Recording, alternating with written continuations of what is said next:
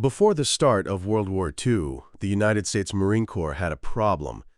They needed a landing craft that could fight through the surf to unload troops fast. And when the Navy's Bureau of Construction came up short, the Marines turned to a New Orleans boat builder named Andrew Higgins.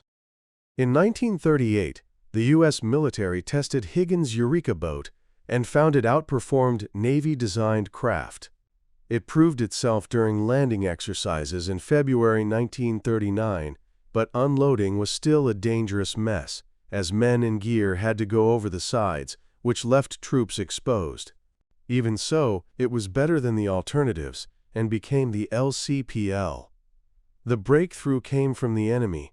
Japanese forces had been using ramp-bowed landing craft since the summer of 1937, and U.S. observers studied them closely at Shanghai.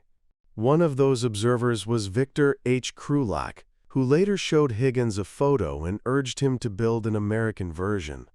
Higgins put his own money on the line and had his designers adapt the idea, creating 3 ramp-bowed prototypes. On May 26, 1941, those prototypes were put to the test. Trials included offloading a truck and cycling men in and out, using 36 Higgins employees to simulate troops.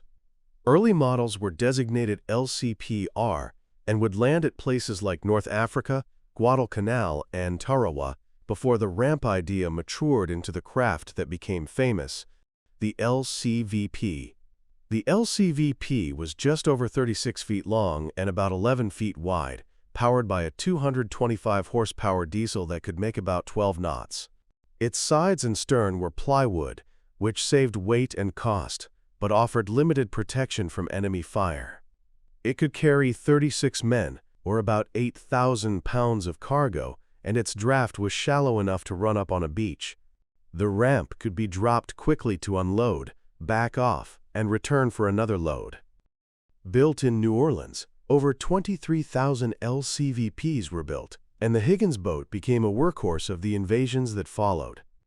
After the war, Eisenhower credited Higgins and the LCVP as essential to the Allied ability to land over open beaches, arguing that without it, the entire wartime strategy would have looked different.